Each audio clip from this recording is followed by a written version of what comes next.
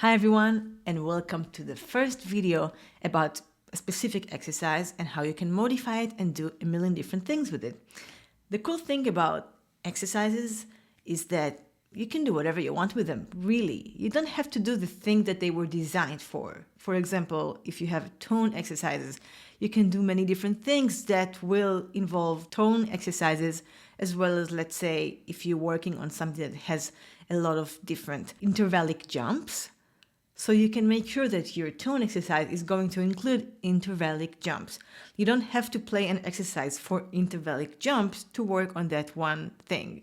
You see what I'm saying here? So I think that's a really important principle that I'm going to show you in all of these videos. A lot of these videos are going to be talking about similar things, but I'm going to keep showing you how you can be more and more creative with exercises that you come up with. So this exercise here I have to read. It's high notes exercise, I call it. Not a very inspired name, but it came up to me one time, again, because of a need. I was unhappy about my articulation in the higher notes. So I just said, let's just play this exercise that is just like fast. It's going to force me to work on like very precise fingering in the high notes. I'm going to have to tongue very clearly, and it's going to develop rhythmically too, to make it more interesting for me. So here's me playing the exercise.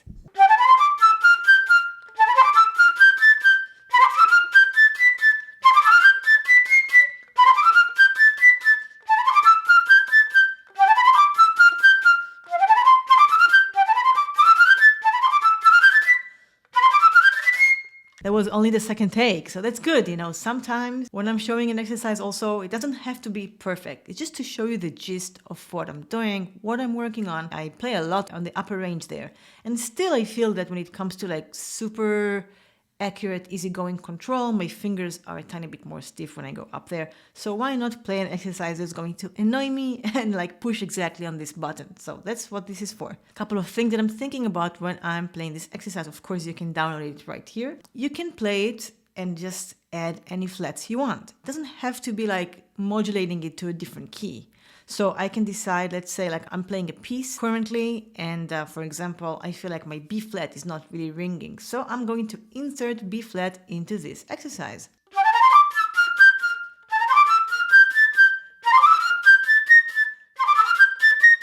For me, a very important note is the A. The A on like these older flutes is a bit harder to really make kind of a shine easily. But for you, it can be any other note. So let's say you want to work more closely on A and B flat. So you can go like...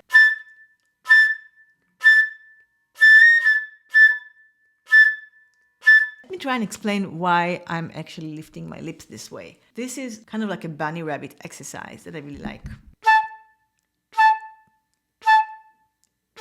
First of all, it makes sure that you're activating these facial muscles that are really important. They take a lot of stress off the lip if you know how to use these muscles, and then not like tense your lip. It's a lot better for you. It makes these muscles work. When you need to form the embouchure back to play the note, it's easier.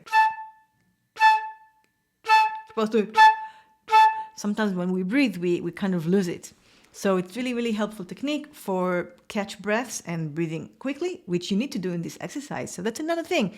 This exercise actually works on your breath as well. This high note exercise is working on your breath, on your time, on your fingering, on your articulation, and you can just each and every time put a zoom in on a different topic and see how that works. So then it becomes like a multifaceted exercise for a lot of different things.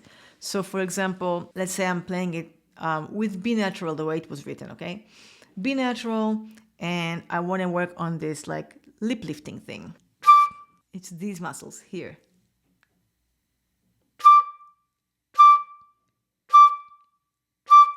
So another thing that I really like is if I want this to work when I articulate, I want this to work when I play legato, when I slur. Why? Because when I slur it, I work on a really beautiful flow of air, and I work on how those notes sound when they're connected. And then when I articulate, I try to keep that flow of air in my mind, because what we usually do when we articulate is we stop the air. We stop the air. I want you to feel like you're still blowing throughout playing this exercise staccato.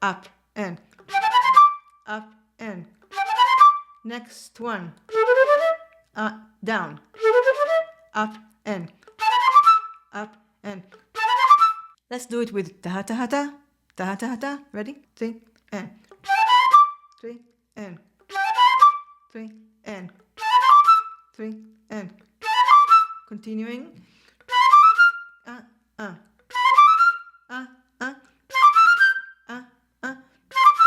Nice. Now let's try and do those slurs ta ta ha ta ha. Ti ti hi ti hi ti ti ti ti ti ti hi ti hi. Ta ta ha ta ha. It's not ta ha ta ha ta, it's ta ta ha ta ha. First one is dotted and then the next notes are slurred pairs. Ta ta ha ta ha.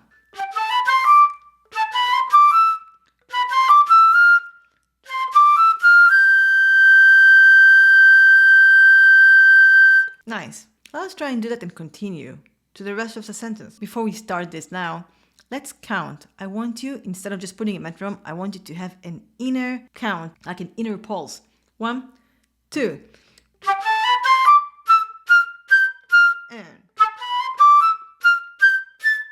And.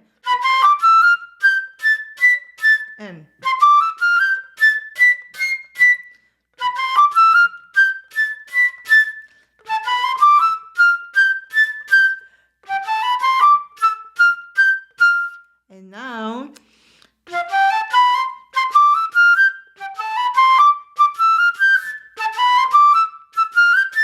so instead of just doing the whole thing, let's just simplify it. Simplifying, it's super important for you. Simplify the sentence that you're playing. And instead of playing, I was able to just play bum bum bum, missing every other note.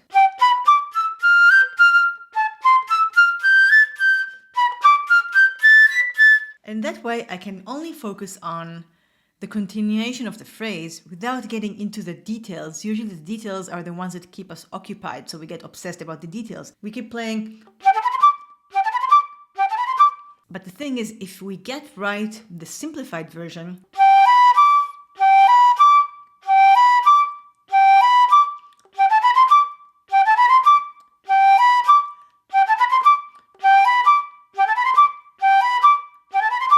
because it gives us like points to focus on. Bum bum bum, bum bum bum, dibby bum bum bum. So it's really good to do it with any piece you play. The reminded me of Midsummer Night Dream, for example.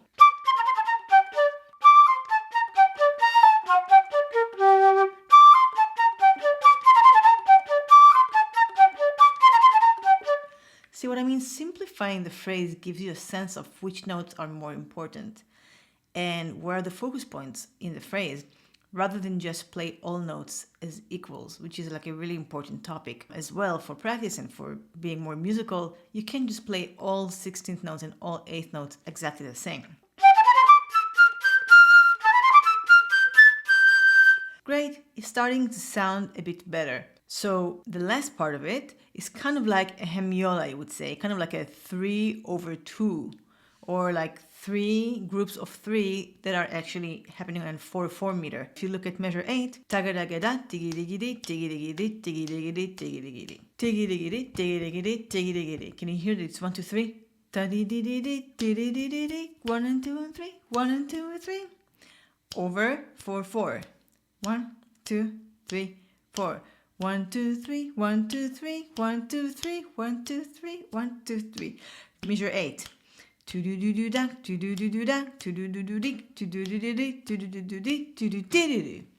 So if I take the same principle of basically simplifying into triads, measures 8 and 9, if you now simplify it and instead of playing, you play, and you do that for each and every one of these phrases, basically get bum bum bum bum bum bum bum bum bum bum bum bum. I'll demonstrate. 1, 2, 3, and.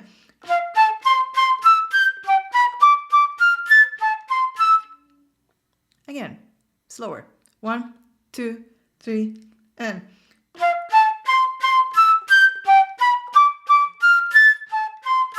Now let's think about that, but play all the notes. 1, 2, 3, and.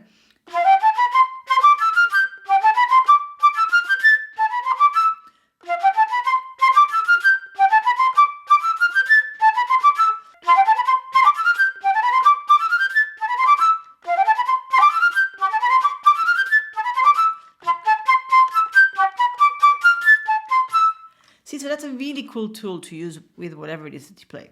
The last part of the exercise, for me, it's like the B and C. So let's just do something that we don't like to do. Play those super high notes A to B and C slurred.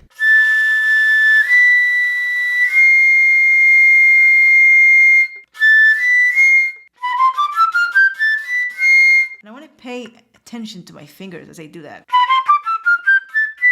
What I do sometimes, which is another really cool tool, especially if it's very late, I want to look at my fingers. Going from A to B to C, I can just be like A to B, to A, to B, and to A, and to B. Are my fingers being switched at the same time? Are they going up and down at the very same time? Because it's important for them to do that if I want the notes to come out sounding good and clear, and if I feel a beat, it's great because I can then relate to what I'm playing in terms of rhythm. Maybe I shouldn't rap, but okay, so that's really, really good. I can hear paka, paka, paka, which means that something in my fingers is not really switched at the same time. Paka. Let's do this nice, really cool exercise where I tell you when to switch.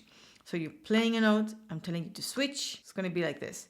A, switch, B, switch, A, switch, B, switched, A, switch, B, switch, A. Let's do this exercise. Switch, switch, switch, switch, switch, switch, switch. That really helps making sure that you change your fingerings on time, and your playing becomes a lot more organized that way with that kind of little technical tip.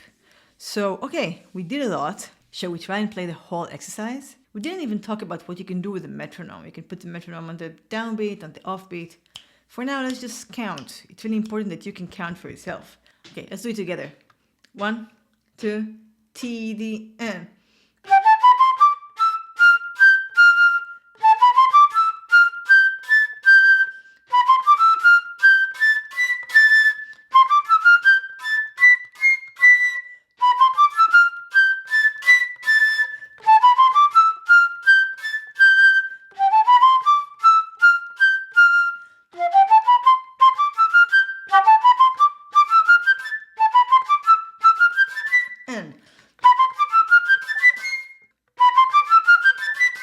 I found that I was rushing just a tiny bit in the very last scale. Like part of me wanted to just release the scale, but it was rushing. So if I play from measure 9, and now I was paying extra attention to not rush. So I was just T, D, D, D, D, D, D, D, D. Should we do it maybe a bit faster? Now we're going to move into double tonguing. T, D, D, D, T, T, T, T. Ready? 1, 2, and.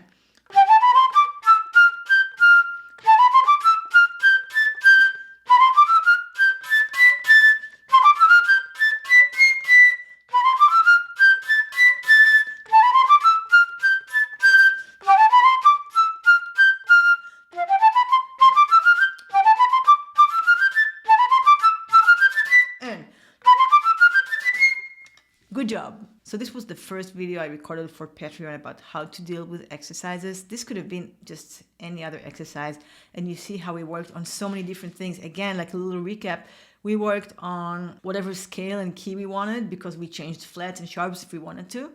We worked on fingerings, we worked on articulation, we worked on breath, we worked on speed and rhythm, and we worked on tone because you could have played this really, really slowly and beautifully and work on tone. So really there isn't something that we haven't worked on, and I can think of at least 3 more things that you could work on with this exercise alone. So again, it's not the exercise, it's how curiously and creatively you are approaching it. So I hope you enjoyed it, and see you in the next lesson.